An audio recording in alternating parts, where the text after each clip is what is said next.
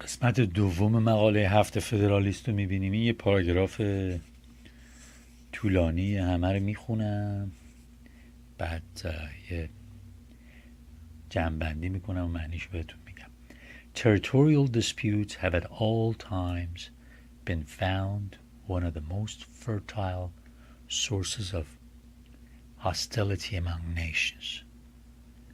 Perhaps the greatest proportion of the wars that have desolated the earth have sprung from this origin.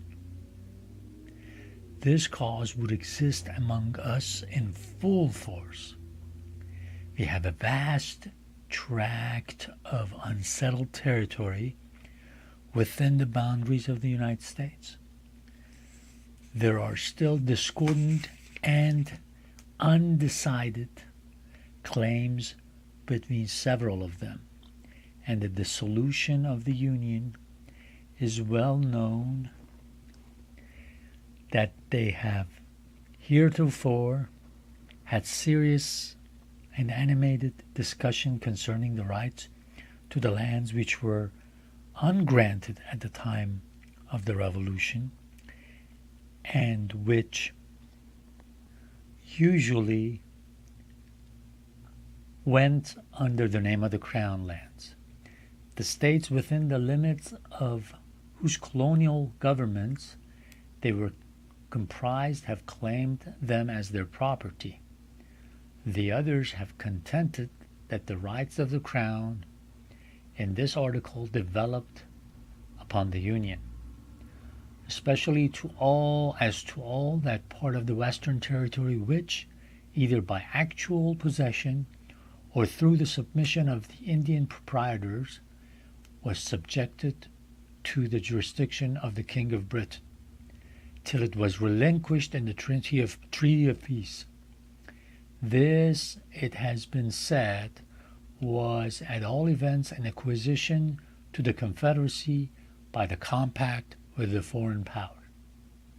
It has been the prudent policy of Congress to appease this controversy by prevailing upon states to make cessions to the United States for the benefit of the whole.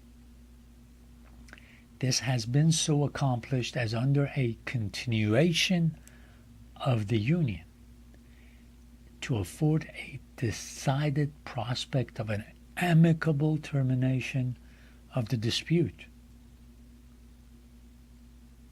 A dismemberment of the Confederacy, however, would revive this dispute and would create others on the same subject. At present, a large part of the vacant Western Territory is, by cession at least, if not by any anterior right, the common property of the Union. If that were at an end, the states which made the cession on a principle of federal compromise would be apt, when the motive of the grant had ceased, to reclaim the lands as a reversion. The other states would no doubt insist on a proportion by right of representation. Their arguments would be that a grant once made could not be revoked, and that the justice of participating in territory acquired or secured by the joint efforts of the Confederacy remained undiminished. If contrary to probability, it should be admitted by all the states that each had a right to a share of this common stock. There would still be a difficulty to be surmounted as to a proper value of apportionment. Different principles would be set up by different states for this purpose, and as they would affect the opposite interests of the parties, they might not easily be susceptible of a pacific adjustment. ببین همین اولش گفت که خواب دیدید اگه فکر میکنید بین این ایالت ها جنگ نمیشه، بین ایالت های ما جنگ نمیشه اگر متحد نباشیم. خب میاد دلیل میاره. یادتون باشه تو قسمت اول من گفتم که این قسمت های آبی آمریکا، آبی این نقشه دست آمریکایی‌ها بود. خب این منطقه تریتوری بود، هنوز دولتی نداشت، جمعیت مردم هنوز مردم اینور نرفته بودند و همیلتون داره میگه ما که جنگیدیم با انگلیسی‌ها و انقلابمون رو گرفتیم و این زمینا یا به زور به دست ما اومد یا خود دولت انگلیس داد به ما کنترلش و اینا رو این 13 تا ایالت همش فکر میکنن که مال العمومه، یعنی به 13 تاشون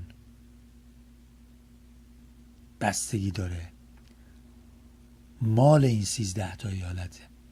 حالا ما به محض اینکه بخوایم این اتحادیه رو که تحت لواش زندگی میکنیم نداشته باشیم یا این قانون اساسی جدید رو قبول نکنیم، این 13 تا ایالت چند تاشون که مثلا یه مقداری زمین رو دادن به این کنفدراسیون کوتاه اومدن و گفتن برای اینکه خیر همه رو ما میخوایم این زمین رو میدیم، مال الملکش میکنیم، برای همه مال العمومش میکنیم.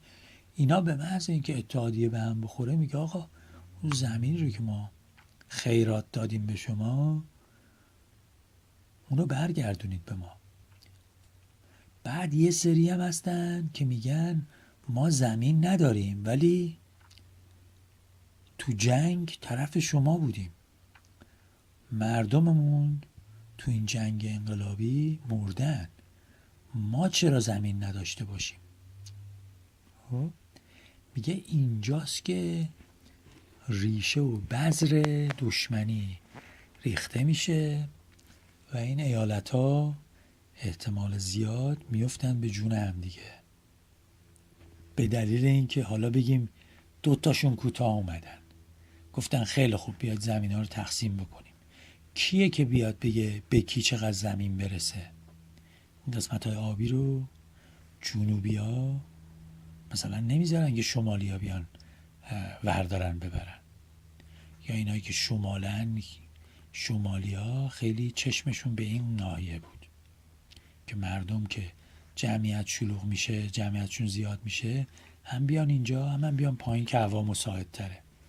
مثلا همیلتون داره میگه وقتی ایالت ویرجینیا مثلا راضی شد یه قسمت از این زمیناشو بده تحت کنترل کنفدراسیون اولمون، ما اگه قرار باشه اتحادی نداشته باشیم برمیگرده میگه این زمین منو بده. و همین ایالت های کوچیکم میگن ما برای شما جنگیدیم، حالا شما زمین ها رو بلعیدید، به ما هیچی نمیرسه.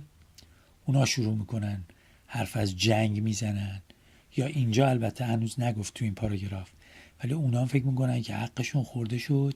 ایالت های کوچیک دلاور و نیوجرسی و رود آیلند و کانتیکت و اینا میگن خیلی خوب شما بس این کارو میکنید، ما میریم با انگلیسی ها 2 مرتبه تحت کنترل اونا میشیم یا تحت لوای اونا میشیم یا میشیم 2 مرتبه مستعمره اونا. این برنامه ها همیلتون میگه خیلی حواستون باشه. حالا مثلا این داستان قاره قطب شمال و اینا، الان روسیه اونجا شروع کرده کشتی فرستادن، آمریکا میفرسته، به زودی زود چینی ها میفرستن بیشتر، از اون بر هندی میاد. خب در این 10-20 سال آینده همه فکر میکنن که ما زودتر بریم اونجا بگیم این خط قاره تحت کنترلمونه، توش نفت و گاز است، بهونه‌ای بشه که دشمنی باشه و باز 2 مرتبه یه حالتی بشه که ما با بیفتیم به جون هم دیگه. پس خیلی مهمه که ما هم دیدمون اونجوری باشه. در آینده برای همه به اندازه کافی هست، منتها ما وقتی که دید دشمنی داریم به دیگران، فقط با حسرت و کینه و اینا نگاه میکنیم، همش شک میکنیم که اون بره یه تیکه زمین رو بگیره برا من هیچی نمیمونه، بس برم و خرشو بگیرم، جلوشو بگیرم، به جنگم و اینا. در صورت که چقدر مگه بشر چقدر احتیاج داره برای رفاه و شکوفایی. در هر حال حالا پاراگراف بعدی رو تو ویدیوی بعدی ادامه میدیم.